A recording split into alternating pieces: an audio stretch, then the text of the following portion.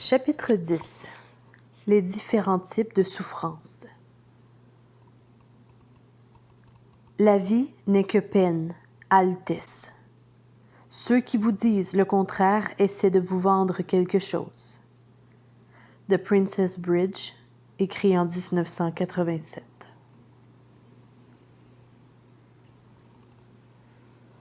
La souffrance est une source importante de croissance.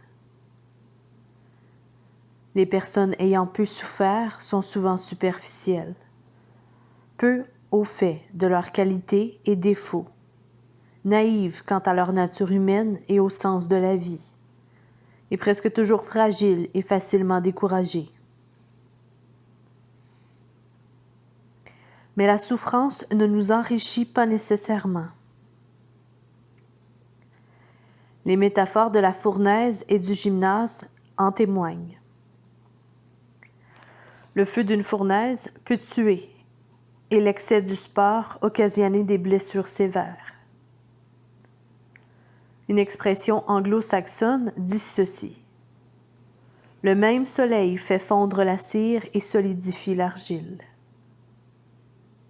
Ainsi, la même expérience traumatique peut détruire quelqu'un et fortifier, voire rendre plus heureux quelqu'un d'autre. Comment nous préparer à gérer la souffrance de façon à en sortir grandi?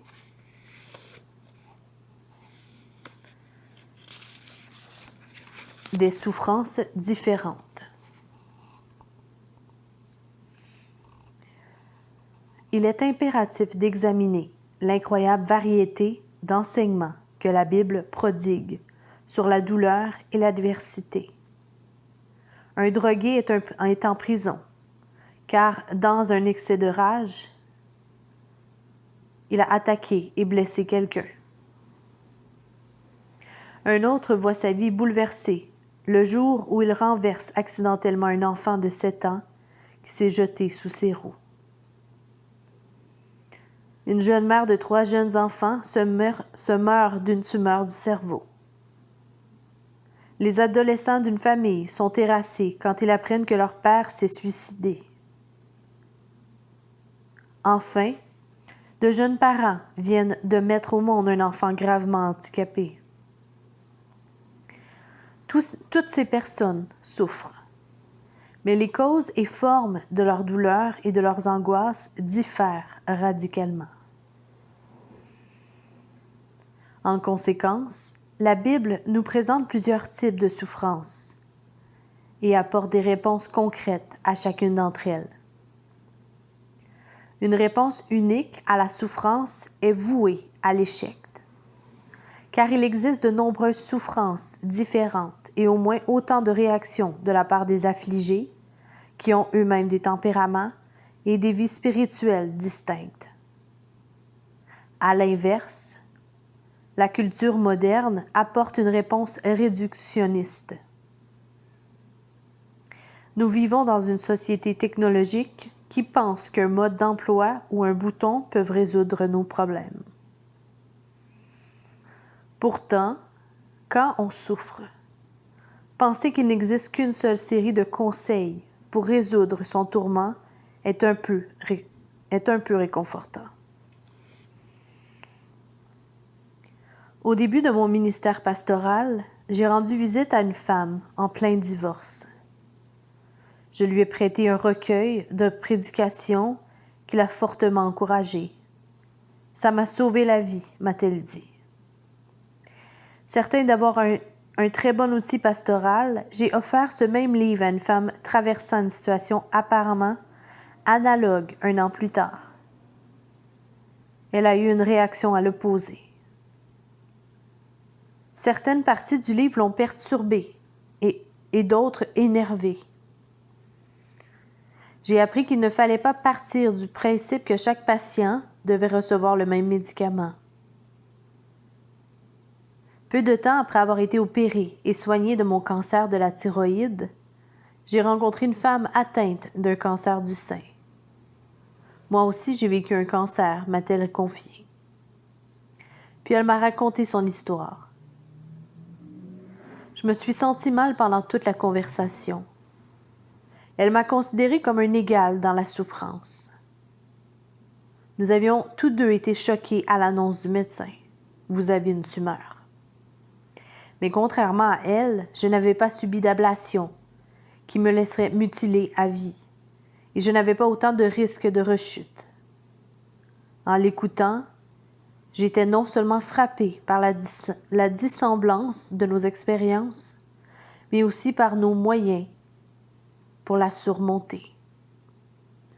Je me suis rendu compte que nombre d'idées et de pensées qui m'avaient réconfortée pendant mon cancer ne lui auraient été d'aucune utilité, et vice-versa. Nous serons donc incapables de faire face à notre malheur ou d'aider les autres, à moins de reconnaître les différents types de souffrances. Penchons-nous sur 4 genres de souffrances dont parle la Bible, chacune possédant sa propre cause et ses défis particuliers. Jonas, David et la souffrance que nous nous infligeons. Il existe un type de souffrance qui découle directement de nos erreurs. Une femme cherche à réussir dans sa vie professionnelle en se montrant cruelle et impitoyable. Au fil du temps, elle perd un grand nombre de ses alliés et amis. Le jour où elle prend une décision professionnelle qui entraîne une perte financière pour son entreprise, elle découvre que personne ne la soutient. Par conséquent, elle est licenciée sans ménagement. Sa réputation est minée par ses ennemis qui s'en donnent à cœur joie en colportant des exagérations sur ses erreurs sur le terrain. Sa carrière ruinée, elle se rend progressivement compte que son comportement stupide et odieux en est à l'origine.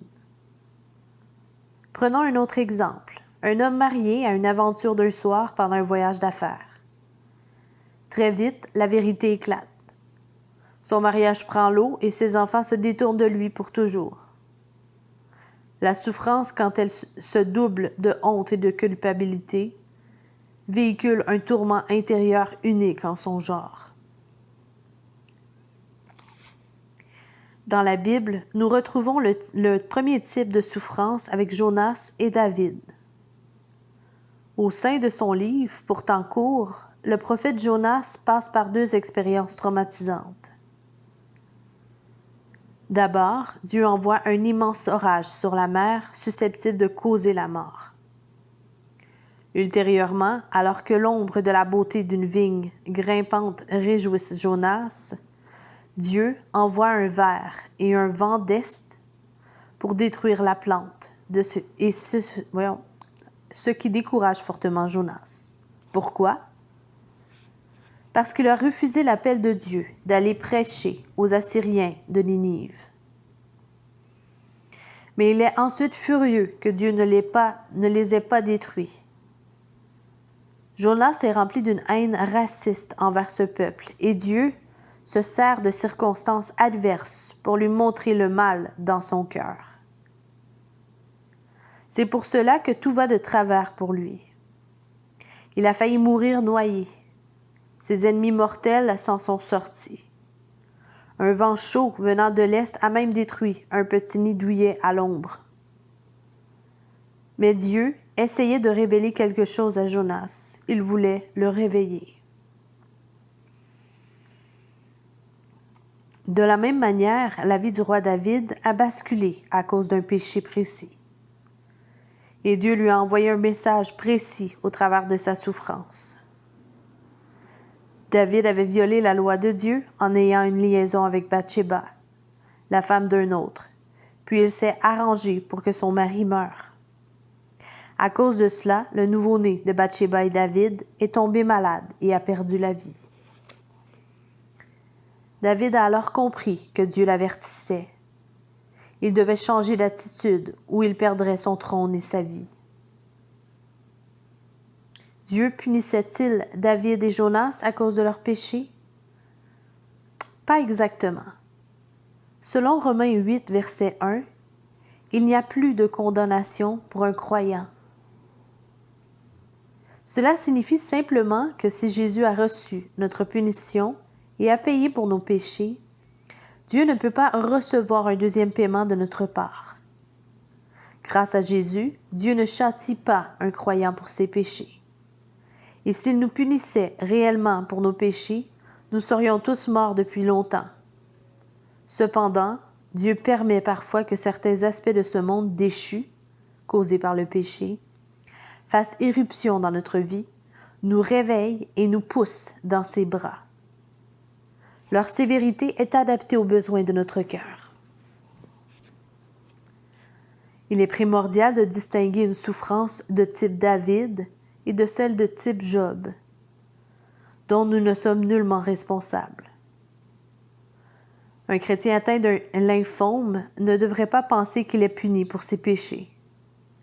Mais il ne doit pas non plus passer à côté de cette occasion de s'enraciner en Dieu et de découvrir une nouvelle dimension de croissance spirituelle et de sagesse qu'il n'aurait jamais connue autrement. Réfléchissons à l'illustration suivante.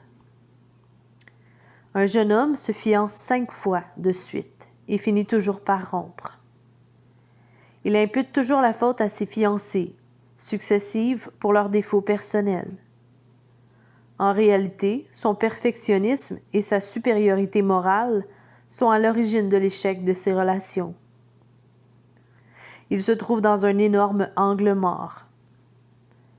Peut-être qu'une rupture particulièrement brutale l'ébranlera et lui montrera enfin sa part de contribution à tous ses malheurs. Sa souffrance et sa détresse représentent un appel à effectuer des changements bien précis. Peut-être est-ce sa seule manière de s'humilier et de prendre conscience de ses défauts. Le psaume 25 mentionne cela.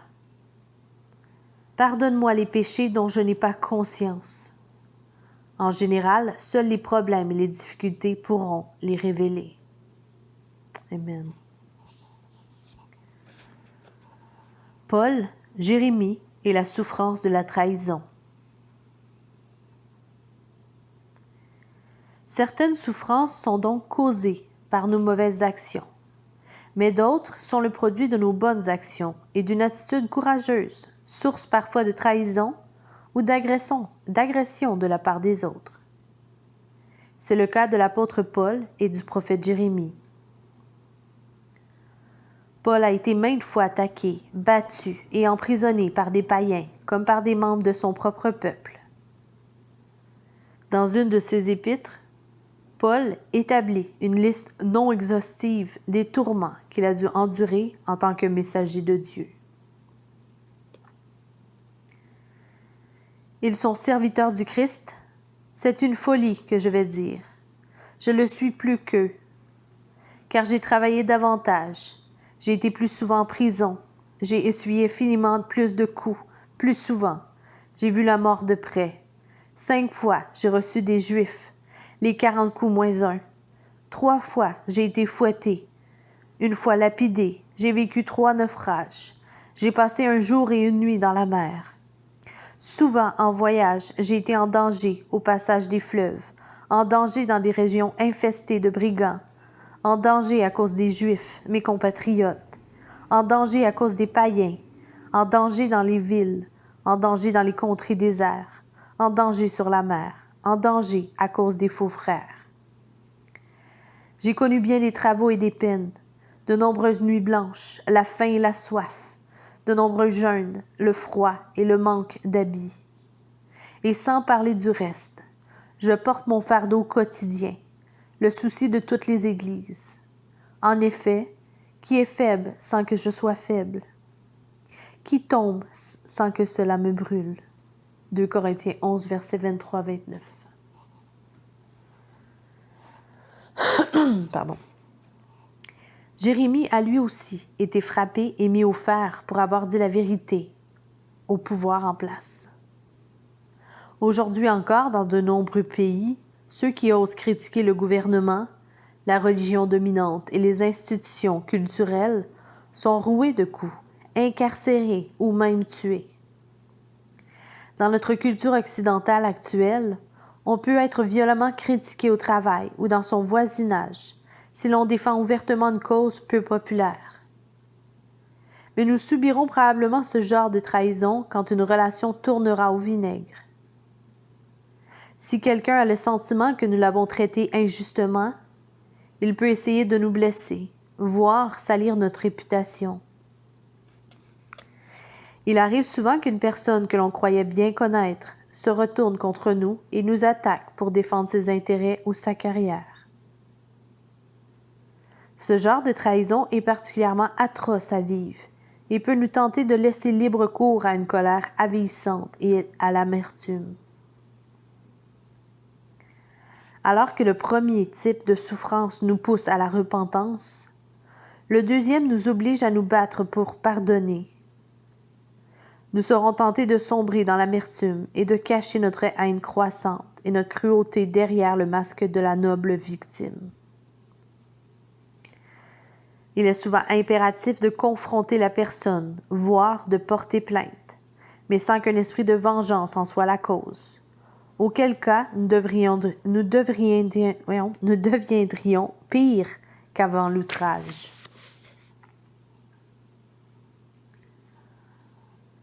Marthe, Marie et la souffrance de la perte.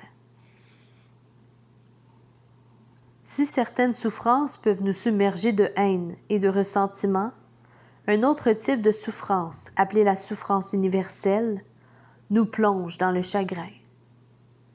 Elle concerne tout le monde, bon ou méchant, tôt ou tard. Il s'agit d'un chagrin et du sentiment de perte face à la moralité, au déclin physique et psychique et à la mort. Nous en avons un exemple dans la Bible quand Jésus réconforte Marthe et Marie, en plein deuil suite à la mort de leur frère. Tout le monde est confronté à ce type de souffrance, mais elle se révèle sous des formes extrêmement variées. C'est une chose d'affronter la mort de sa femme après 54 ans de mariage. C'en est une autre quand elle laisse des enfants en bas âge. C'est une chose d'affronter sa mort imminente à cause d'une maladie à l'âge de 25 ans. À l'âge de 80 ans, excuse-moi. C'en est une autre quand on en a 30. C'est une chose de perdre un proche avec qui nous avions une bonne relation. C'en est une autre s'il restait des problèmes non résolus et que la culpabilité et le ressentiment empêchaient le deuil. Il existe aussi de nombreuses façons de mourir et de décliner physiquement et psychiquement. Il y a la lente dégradation causée par le grand âge et la mort abrupte dans un accident de voiture, lors d'une inondation ou d'un glissement de terrain. Le déclin et la mort, perte d'êtres chers ou de biens, sont inévitables, d'où le terme de souffrance universelle.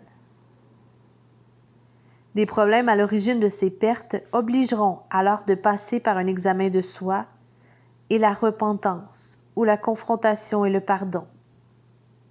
Il importera pour chaque chrétien de diriger ses pensées et son cœur vers les formes variées de réconfort et d'espoir que lui offre sa foi.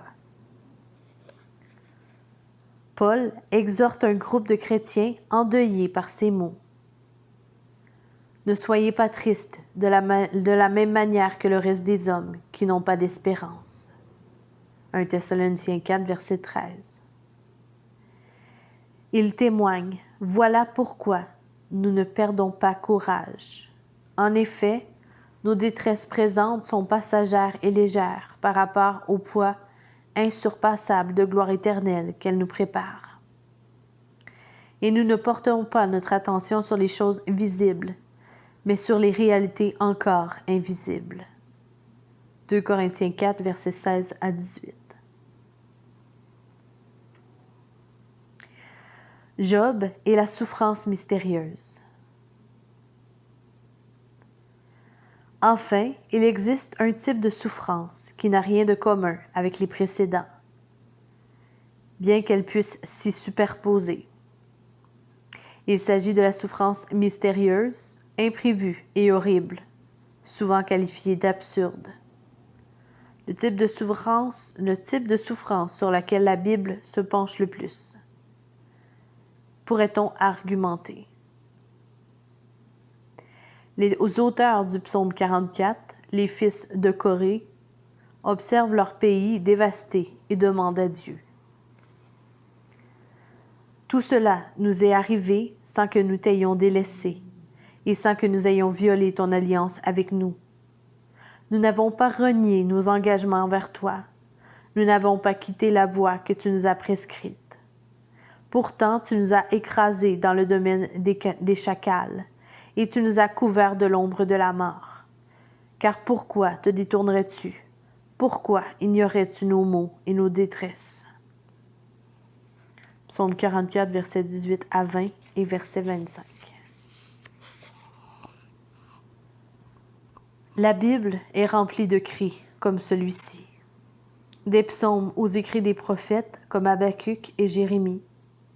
Et puis il y a Job.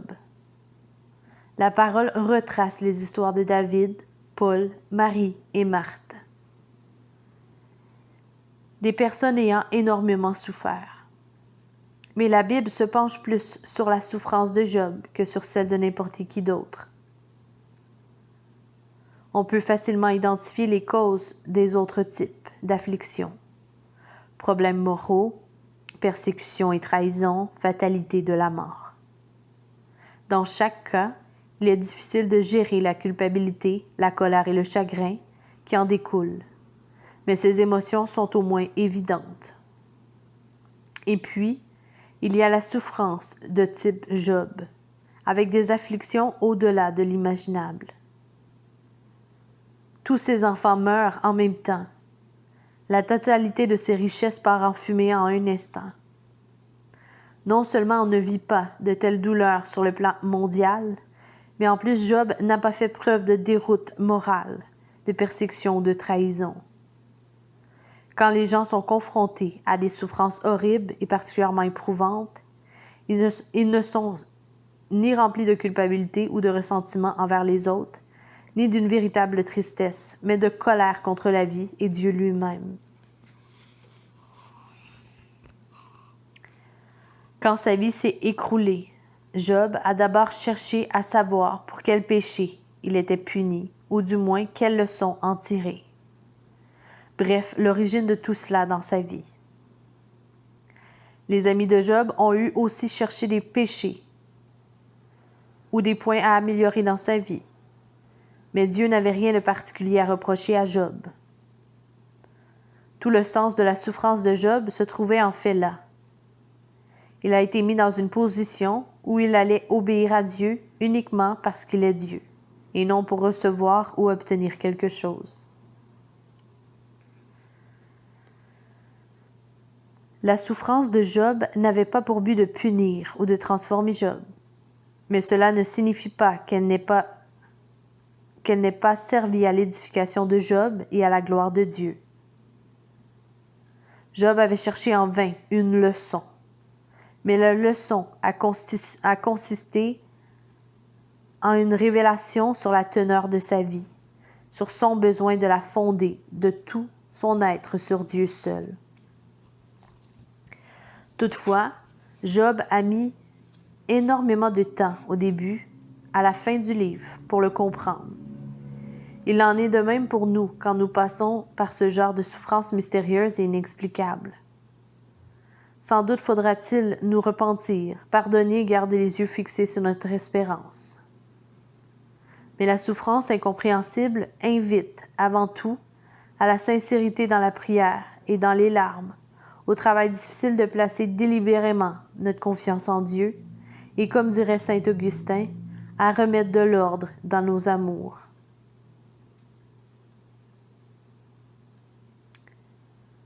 Des tempéraments variés.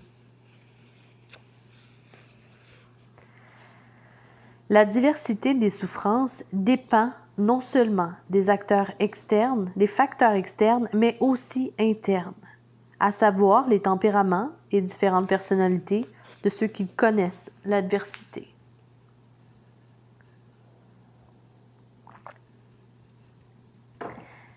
L'exposé de Simone Weil, intitulé « L'amour de Dieu et le malheur », extrait d'Attente de Dieu, est l'une des plus brillantes tentatives visant à décomposer toutes les facettes de la souffrance.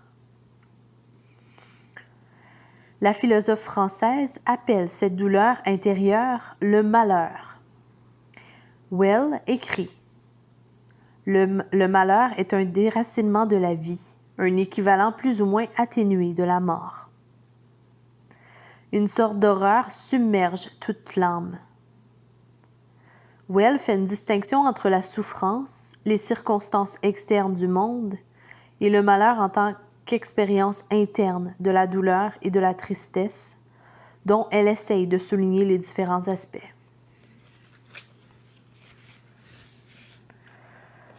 Weil observe qu'une des marques du malheur est l'isolement.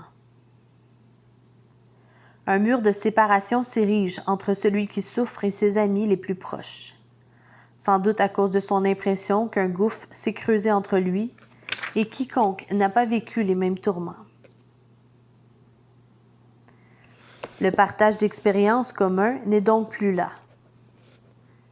Andrew Solomon a fait des recherches sur les parents d'enfants atteints de surdité, de troubles autistiques et de schizophrénie et autres handicaps. Il constate qu'ils passent par un changement d'identité, un fait avéré pour toute personne dans une très forte adversité. La souffrance extrême fait de vous quelqu'un de différent et change votre regard sur ceux pour lesquels vous aviez de l'affinité. Mais l'isolement provient également des amis qui restent à l'écart. Pourquoi évitons-nous si souvent les gens qui souffrent? Sans doute parce que nous ne nous sentons pas à la hauteur, nous ne savons que dire ou que faire. Ou alors nous avons peur d'être happés et broyés par la souffrance même de l'autre. Comme les amis de Job, certains pensent peut-être que la personne dans le malheur de sa part, dans le malheur est sa part de responsabilité ou a manqué de sagesse. Nous pouvons ainsi nous rassurer que cela ne nous arrivera jamais. La personne dans le malheur nous met au défi d'accepter ce que nous préférons souvent occulter, à savoir qu'une difficulté aussi terrible peut arriver à n'importe qui, n'importe quand. Un second aspect du malheur est ce qu'on appelle l'implosion.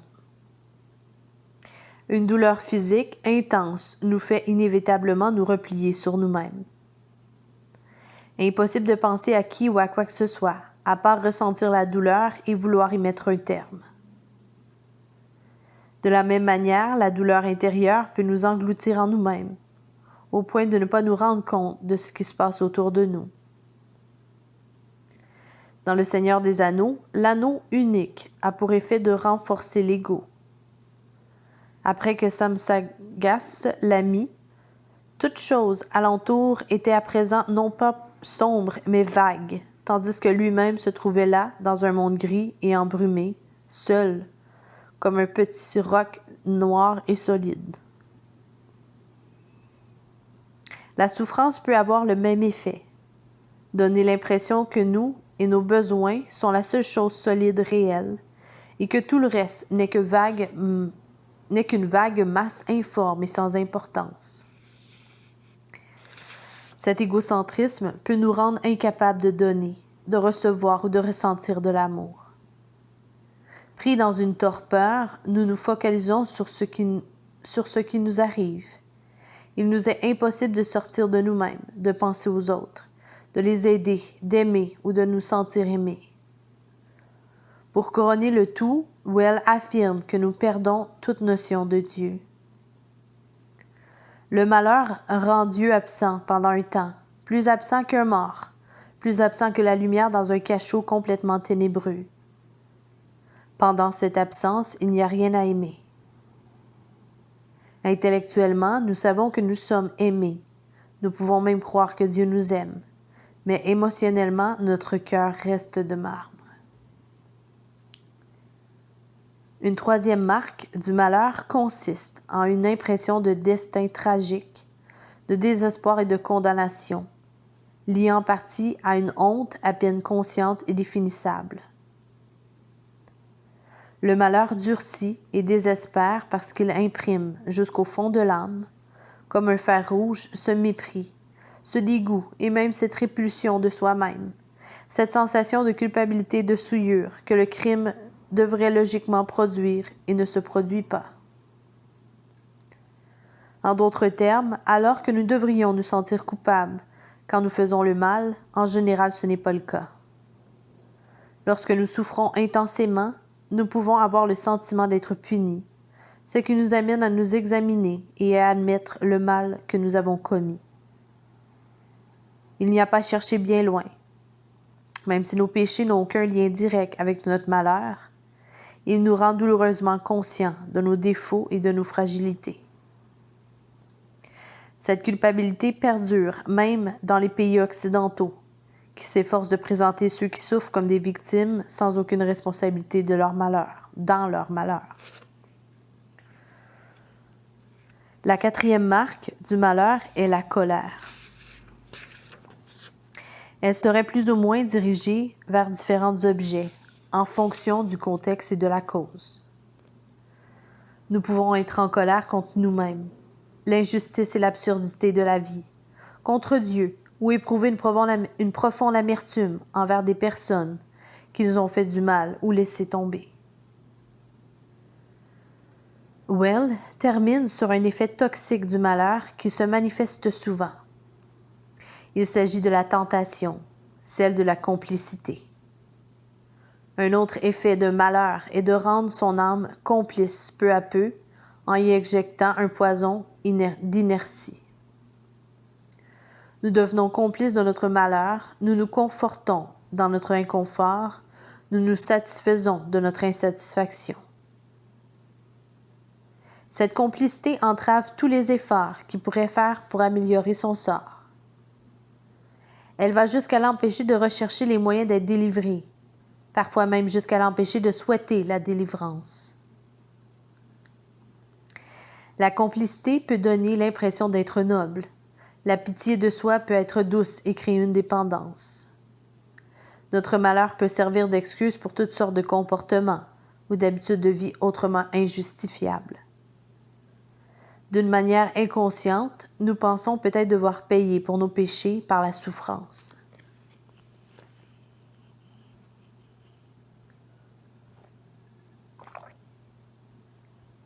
En tant que pasteur et personne qui souffre, je trouve l'analyse de Simone Wells pleine de discernement. Elle montre à quel point le malheur est complexe et varié. Ses facteurs de vie intérieure, isolement, implosion, engourdissement, colère, condamnation et honte, ainsi que la tentation d'embrasser la souffrance, sont similaires aux éléments entrant dans une composition chimique. Ils sont presque tous présents dans chaque malheur, à différents degrés.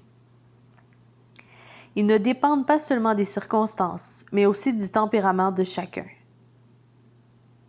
Les êtres humains vivent leurs émotions de manière différente en fonction de leur sexe, personnalité et culture.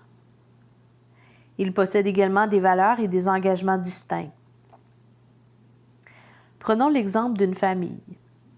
Le père aime sincèrement ses enfants, mais il est plus attaché à sa carrière.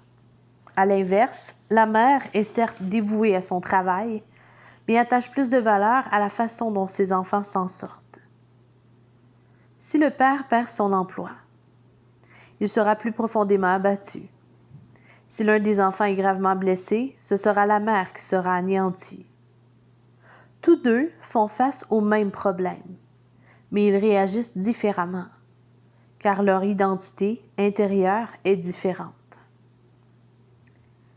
Les concepts de Wells existent donc dans des proportions extrêmement variées. Ils s'imbriquent d'une façon complexe et différente dans chaque cas particulier.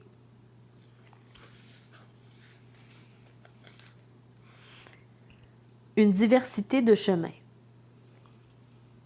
Chaque affliction est en quelque sorte unique. Dès lors, chaque personne en souffrance empruntera un chemin différent. Le jour où John Feinberg apprend que sa famille est gravement malade, il broie du nord. Il se souvient de ses amis venant le voir pour le réconforter dans cette période difficile et lui partager des réflexions théologiques. En guise de description, il nous dresse 2 listes.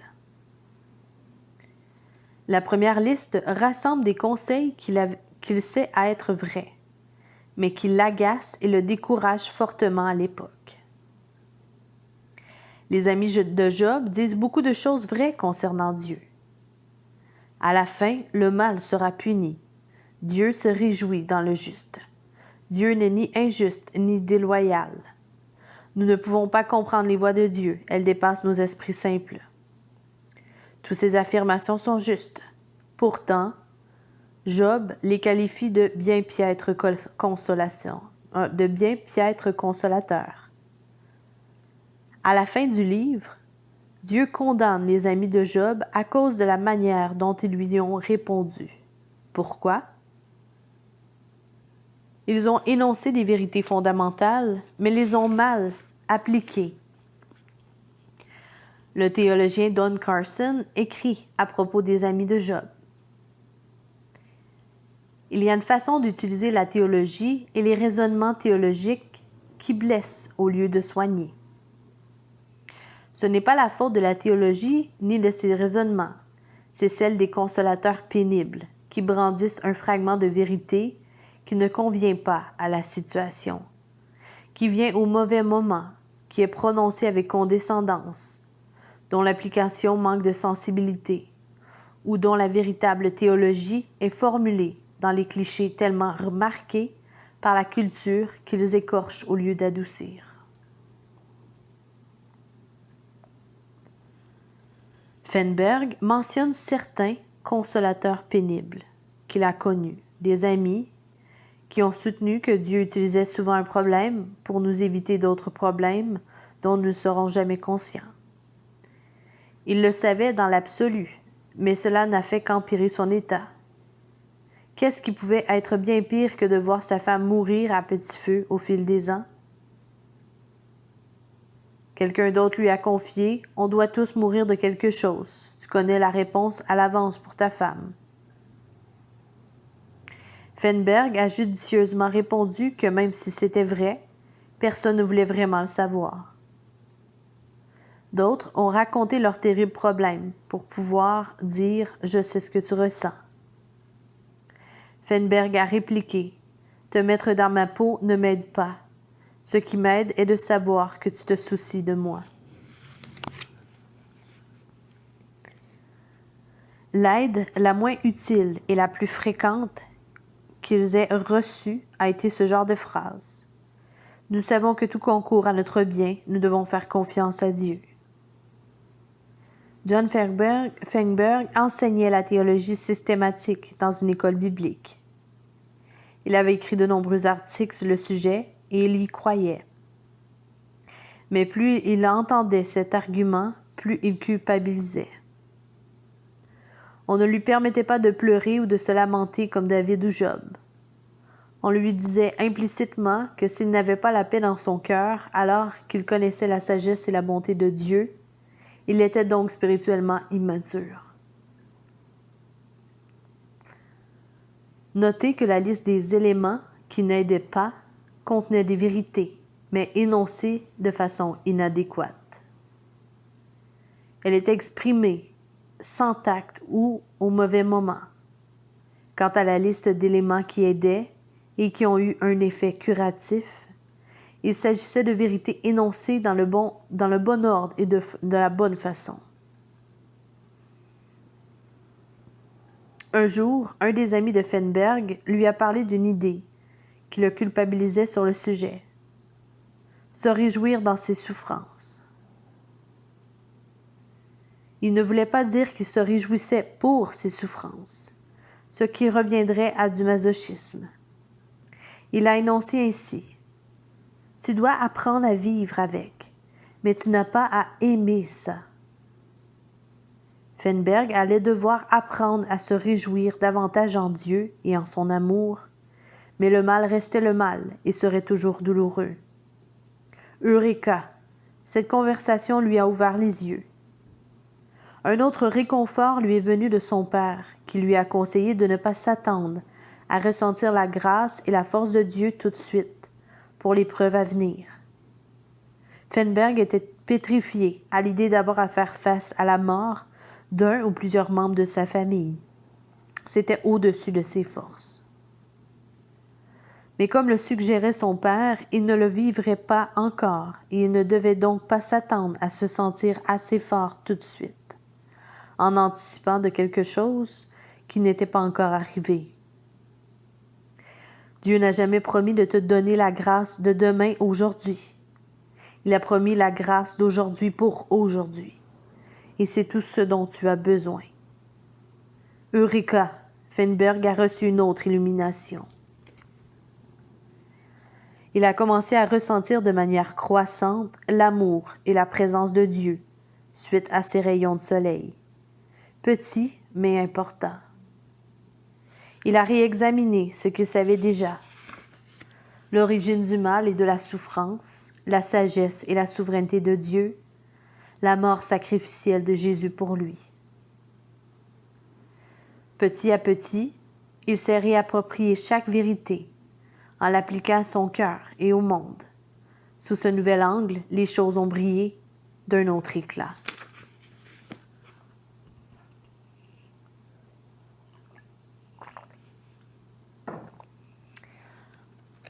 L'histoire de Feinberg est utile à tous, à tout le monde. De mon point de vue pastoral, ces deux listes étaient stupéfiantes. J'avais vu des éléments qui n'aidaient pas, réconforter des gens qui souffraient, alors que des éléments qui aidaient en avaient irrité et rendu furieux plusieurs autres.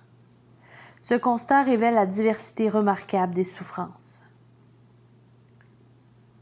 Au fil des ans, je me suis rendu compte que la plupart des livres sur la souffrance parlaient universellement. Par exemple, quand vous souffrez, pensez de cette manière, mais se référaient en réalité à un seul type de malheur ou de personnes concernées. Les gens qui souffrent se réfugient parfois dans la pitié de soi, et l'orgueil, ou se prennent pour un martyr saint. Ils ont besoin que l'on s'oppose à eux avec tact et mesure. D'autres peuvent plonger dans la honte et la haine de soi. Ils ont besoin de prendre confiance en eux. Certains livres sur la souffrance optent pour l'approche directe. Ils vous incitent à tirer parti de votre souffrance, à en tirer des leçons. En effet, utiliser ces moments difficiles pour effectuer des changements utiles bénéficiera à certains. Prenons l'exemple d'un homme pour qui avoir et dépenser beaucoup d'argent a énormément d'importance. S'il perd un marché important sur le plan professionnel, il sera sans nul doute traumatisé. Il devra dès lors se confronter à son avidité et son inclinaison à confondre estime de soi et compte en banque. Il est valable de rappeler la souveraineté du plan de Dieu dans nos vies. La manière dont il utilise les difficultés pour nous interpeller et comment il fait ressortir du bien de mauvaises circonstances. Mais qu'en est-il du jeune couple dont la fille de 5 ans vient d'être tuée, percutée par une voiture? Leur direz-vous en premier, Dieu essaye de vous interpeller, soyez sûr d'en retirer quelque chose. D'après vous, que devez-vous changer? Les parents protesteraient avec véhémence. Quel Dieu sacrifierait une petite fille innocente pour nous enseigner des leçons spirituelles? Ne négligeons pas l'importance d'énoncer des vérités dans le bon ordre. Il importe de savoir que rien n'arrive en dehors des desseins sages de Dieu et de son contrôle souverain, même les événements les plus horribles qui soient, et de se souvenir qu'il promet de dépasser et d'utiliser même les pires circonstances pour un plus grand bien.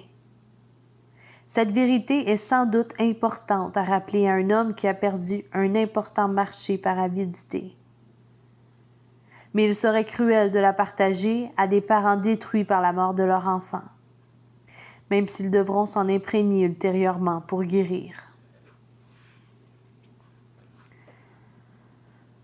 Nous avons vu à quel point la souffrance est diverse dans ses formes, son caractère et ses voies. La Bible enseigne de nombreuses vérités en la matière, qu'il faut appréhender dans un ordre différent selon les circonstances, le tempérament de chacun et l'ampleur de la souffrance. Ces idées s'expriment également de nombreuses manières. Quand ma femme Cathy a traversé les périodes les plus sombres de sa vie, en dehors de la Bible, les lettres de l'ancien trafiquant d'esclaves et compositeur hymne du 18e siècle, John Newton, ont été son plus grand réconfort. Beaucoup de personnes, dans la peine, seraient incapables de lire des centaines de pages de sa prose imposante et quelque peu archaïque. Cathy, elle, en a été extrêmement satisfaite. Par exemple, le principe selon lequel Dieu maîtrise tout peut sembler froid, voire effrayant. Mais quand Cathy ou moi-même lisons l'aphorisme de John Newton, tout ce qu'il envoie est utile. Rien de ce qu'il retire ne peut être utile. Nous sommes à la fois mis à l'épreuve et encouragés. Dans les moments difficiles, ce qui nous aide peut être un poème, une histoire, une citation, un verset biblique, une chanson, un hymne ou un raisonnement. Quelques brides deviennent radioactives. Nous les méditons alors et elles nous illuminent, nous réconfortent, nous rassurent et nous guérissent. Les tumeurs que sont la colère et le désespoir diminuent. Si je devais traverser la vallée où règnent les ténèbres de la mort, je ne craindrais aucun mal, car tu es auprès de moi. Ta houlette me conduit et ton bâton me protège. Psaume 23, verset 4. Il s'avère qu'il existe plus d'un chemin dans cette vallée. Le Seigneur, le guide parfait, nous aidera à trouver la meilleure voie vers la sortie. Amen. L'histoire vraie de Gloria, renoncer à soi-même, ne signifie pas la défaite. La plus grande partie de ma vie s'est déroulée sans événements dramatiques. J'ai grandi dans une famille chrétienne. Ma grand-mère maternelle m'a appris ma première prière. Par la grâce de Dieu, Christ m'a attiré à lui à l'âge de 16 ans et je me suis fait baptiser la même année. J'ai été bénie dans de nombreux domaines. Bonnes études et carrière professionnelle, voyage à travers le monde et santé de fer. En août 2013, à 67 ans, j'ai décidé de prendre ma retraite. Je me faisais une joie de m'impliquer dans de nombreuses activités spirituelles auxquelles je n'avais pu participer à cause de mon travail. Toutefois, le cancer des poumons, découvert lors d'un scanner, ne faisait pas partie de mes plans. Des examens plus approfondis ont révélé des tumeurs dans les 2 poumons, ainsi que des métastases cérébrales et ganglionnaires. Le diagnostic final était un cancer du poumon du non-fumeur, lié à une mutation génétique. Le traitement proposé consistait à une chimiothérapie, mais sans espoir de guérison ou d'éradication du cancer. Où se trouvait Dieu pendant cette période sombre? Premièrement, il était avec moi quand j'ai découvert ma maladie, par hasard, car je n'avais aucun symptôme. Deuxièmement, il avait renforcé ma foi dans ses projets pour moi. Il m'avait évité d'avoir peur. Le cancer des poumons est un ennemi rampant et silencieux. Il attaque sans crier gare, sans causer de dégâts physiques apparents. Il distille la peur de voir sa vie se raccourcir d'un coup. Mais Jésus, le berger qui guérit, m'a accordé d'être en paix dans son amour plein de grâce.